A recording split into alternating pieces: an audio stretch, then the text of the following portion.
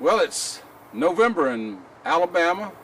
Temperature's starting to cool off a little bit, and I needed to construct another greenhouse because I'm running out of space in my current greenhouse. I constructed my current greenhouse back in late 2009. It's worked well, but it's now time to start bringing in the flowers and trees that I'm going to try to preserve for the winter, and so I need more space. So I'm constructing another 10x12 Harbor Freight 10x12 greenhouse.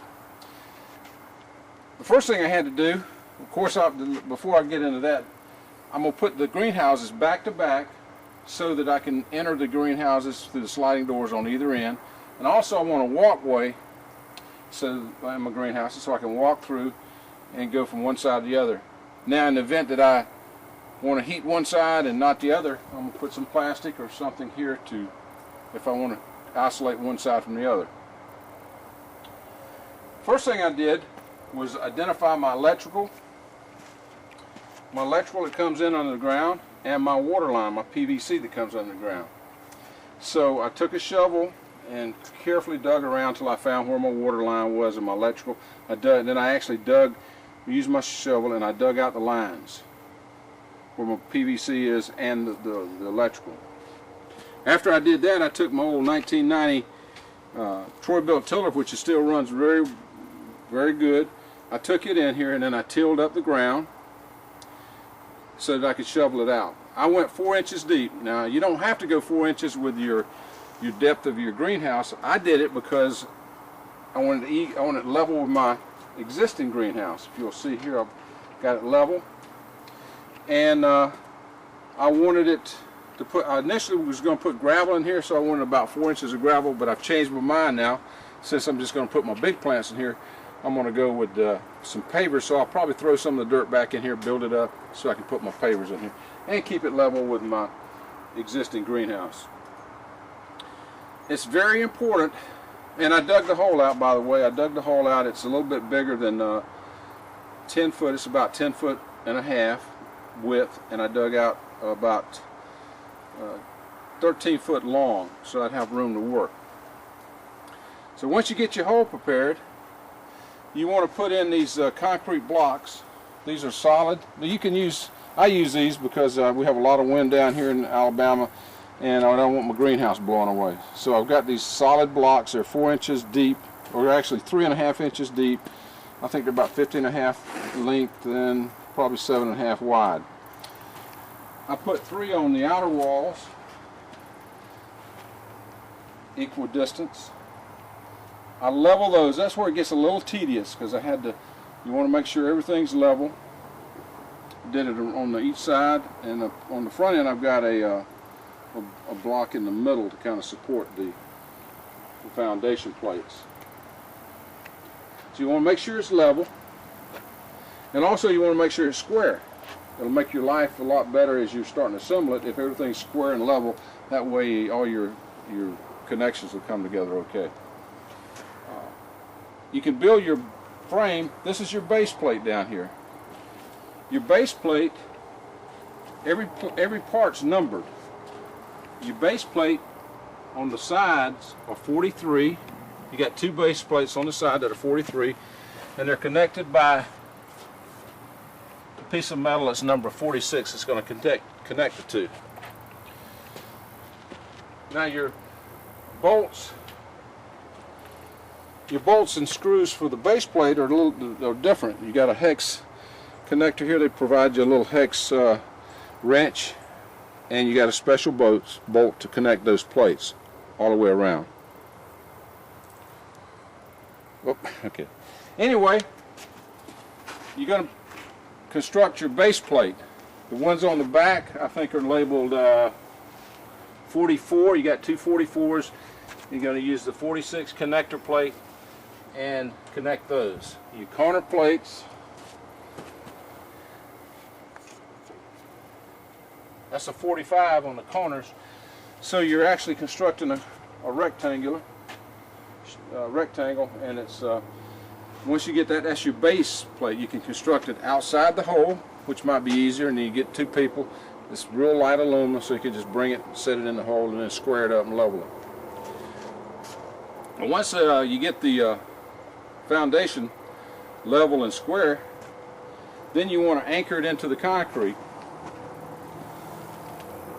I use a Posh multi-purpose drill bit, and I just drill right through my aluminum here with an impact drill, and I'm drilled right into the block and went in very easily. You do that all the way around. You want to secure your base plate. Alright, the base plate, you get that attached. It's sort of like building a house. Or a building, you build it from the foundation up. The next thing is going to use these little hinges that I have here, and you connect this floor plate,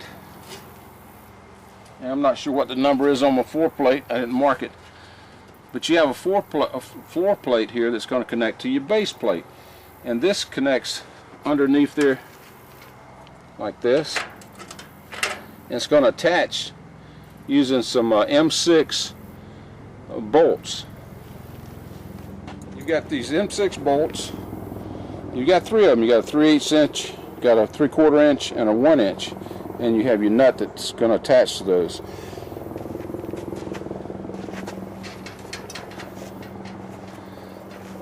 These M6 bolts, they have a square head on them, and they're going to slide down that little groove like that, and you'll secure them with a nut. After you get your floor plate on, and like I said, just put it on there loosely for right now because you're going to be adding a lot of things to it.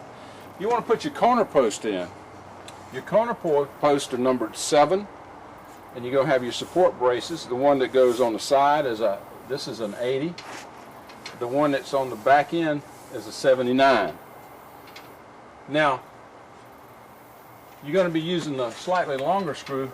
On this one, you'll use the 3/4 inch here, because you know your support brace is a little thicker. I had 4 bushings left over, and actually looked at my instructions and realized the bushing, these small bushings went on the number 80 brace that goes along the sides, and so I went back. It wasn't too hard to add it. I just went back and removed from the bottom. I disconnected it from the bottom and removed those bolts, and then slid a 1 inch bolt up here, and then added the other bolts.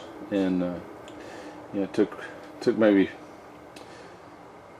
5 minutes to do it, but maybe you can avoid that. Okay, when you get your 4 corners up, you might want to go ahead and put your ceiling plates in. This is a 12, and you've got 49. This is your corner brace. 49. It's going to go in, and you'll see that's going to connect your rafter, your rear brace that goes up to the roof, and you got your ceiling plates. So there's a lot of stuff happening in the corner there. All right, once you get your ceiling plates up, you got 2 on the front. You've got 26 and a 24 on the front. That's your ceiling plate. And then your sides, you're going to have 12 and 13. Now you don't have a ceiling plate in the back because you got a gable. You got gable posts that's going to go up to connect to your. We got the horizontal braces installed. I didn't do my math correctly, so what I had to do was come back and take these top nut, the bolt nut loose, take it so I could slide down some additional bolts down this little slot here, because it takes 4 or 2 there for the 2 braces there, and then you got the 2 down here. I haven't tightened them yet. Roof. Okay, this is 48. This little connector here is 48, and I went ahead and put 2 3/8 inch bolts here, and on this end put 3/4 inch bolts. This is number 18. It goes on the gable post on the back. I'll slide that in there, make sure I got both of them in there. And I'm just going to tighten down one, kind of not real tight, just kind of hold it in place, and then okay, that's the way it connects. 14 and 18 with the 48 connector.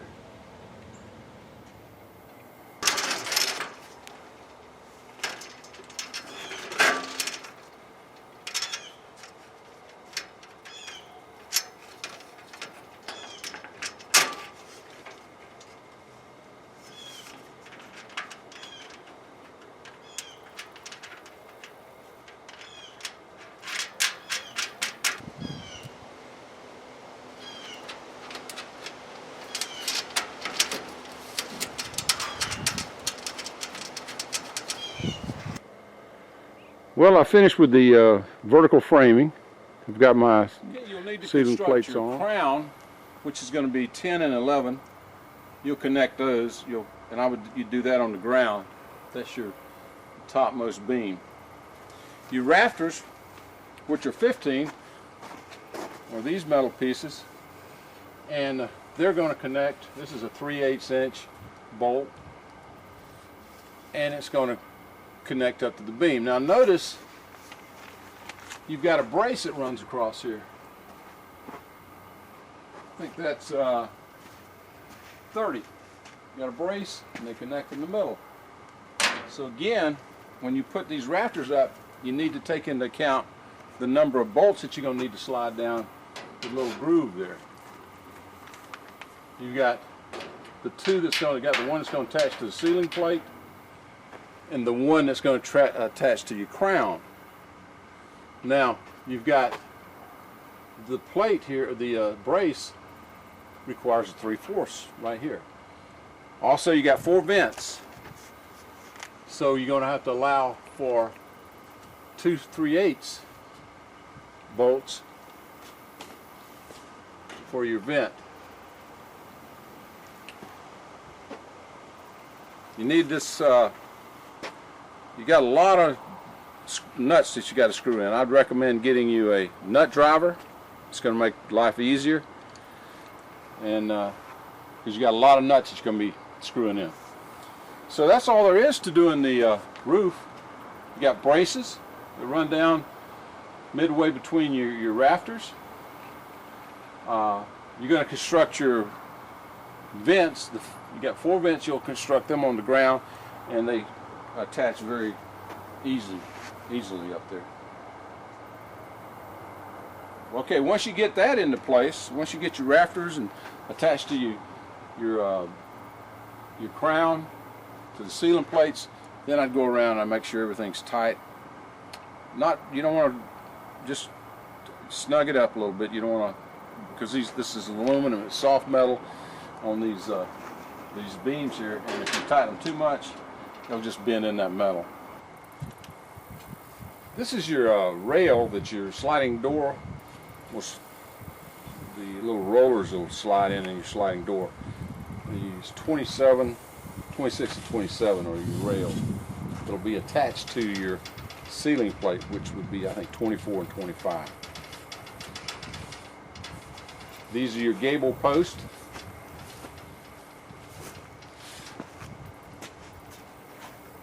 (23), this one here is 23, 21, 20, and 22. This was 22. And they'll attach to your crown brace. Alright, when you get that, you pretty much got the frame completed, except for you got to construct your vents, and you'll construct your sliding glass door.